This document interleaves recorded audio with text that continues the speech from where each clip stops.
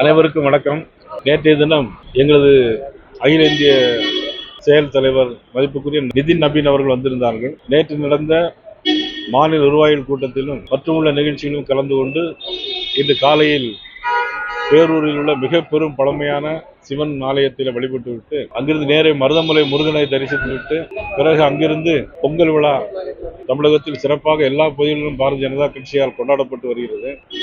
அந்த பொங்கல் விழாவிலும் கடந்துவிட்டு மற்றும் மாலையில் ஒரு கிராமத்தில் அச்சாங்குளம் என்கின்ற ஒரு கிராமத்தில் நடைபெற்ற கிராம சபை கூட்டத்தில் 125 நாள் வேலை திட்டம் மத்திய அரசு எப்படியெல்லாம் செய்திருக்கிறது என்பதை அந்த கூட்டத்தை எடுத்து சொல்லி அந்த கிராமத்து மக்களுக்கு 2 வாரத்திற்கு ஒரு முறை இருந்து 2 வாரத்திற்கு ஒரு முறை நிச்சயமாக பணம் போய் சேரும் 120 நாள் வேலையில். அதே நேரத்தில் அவர்கள் வேலைக்கு பதிவு செய்து அவர்கள் வேலை கொடுக்காவிட்டாலும் அவர்கள் அந்த பணம் போய் சேரும் என்கின்றதெல்லாம் விளக்கமாக எங்களது மதிப்புக்குரிய அண்ணாமலை அவர்களும் பேசினார்கள். திருமதி வானதி சீனிவாசன் அவர்களும் திருமதி முருகானந்தம் அவர்களும் அவர்களே கலந்து கொண்டோம். ஆக இந்த மாலையில் அவர்கள் விமானம் மூலம் டெல்லிக்கு புறப்பட்டு சென்றிருக்கிறார்கள்.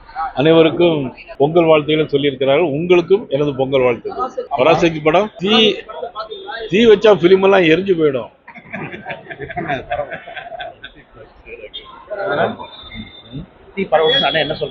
ஐயோ அதெல்லாம் சொல்லாதீங்க. அதாவது குமரி மாவட்டம், ஊட்டி போன்ற சில மாவட்டங்களில் ஆங்காங்கே சில விஷயங்கள் இது மாதிரி நடைபெறுகிறது. அது நடைபெறக்கூடாது என்பதுதான் அவரவர்களுக்கு அவரவர்கள் மதம் பெரியது.